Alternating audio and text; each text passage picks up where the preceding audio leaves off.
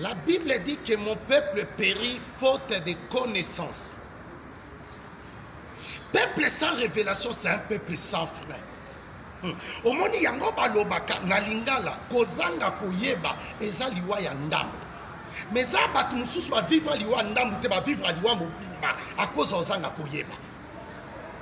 Oyebi na vie na yo soko lingi au récit banda ko banaliser d'autres choses banda ko boya biloko mikie mon frère ndenge nini yo kabwana na soi-disant ex na yo papa toke non solo o kabwana na soi-disant ex na yo ex yo kabwana yo sala vie na yo ya sala vie na mais o garda numéro ex no po sala ngoni non yebi sanga papa ti yo garda numéro ya ex na yo po sala ngoni o comment qu'on manipuler moi sinon likola ba ex moi c'est ça la vie na mususu yo ça la vie na mususu o ngala moi ça ne sito kabwana yo na ex na yo bo kabwana mais bande kone ba benga ko chaque jour ye moi ça va benga ko chaque jour o kabela bande kone chaque jour mutu bo kabwana o kabela bango poani ata Bill Gates ango yo tala yo kanga ko kanisa te ko za nzambe o moni biloko mususu ndaku ne koti mo bulu pona mutu te akozi ya yo moko.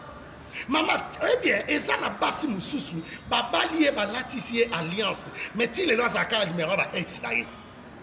Bobo tana ex yango te bozaka bolingo, ya ki fiancé pete bozaki ki chéri. Mais na kata ki chéri wana okenda matanga ex na yo, yo na ex no bobenga naka, okomi ko troubler mobali na yo mariage no likola ba ex. À partir de l'élo, au moment où après l'ibala, ezali qui camarade des abondeko, oui, mais ça peut ok qu'on y kolanda qu'on pour la excité, papa au garde à calimero, moi ça n'a pas. Moi si mon conseil commence à la vie, naïm tout ça zo bimanaye, mais yo garde le numéro naïm, oazaka ex nanga, et il connaît ici la kate. Oh mobali anazaka ex nanga, il ici la kate.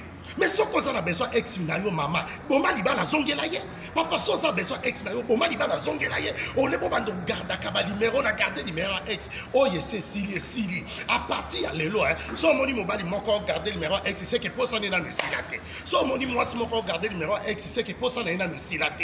Tala bien aimé, mon peuple périt faute de connaissances. Ko kantate que yondo za motema malamu koleka. Ko kantate que yondo za spécial. Bilo comme si faut banaliser encore. Il y a d'autres choses, c'est bo kabwana bo que le Seigneur Dieu vous bénisse. C'est humble serviteur voyant Jérémie Kabamba.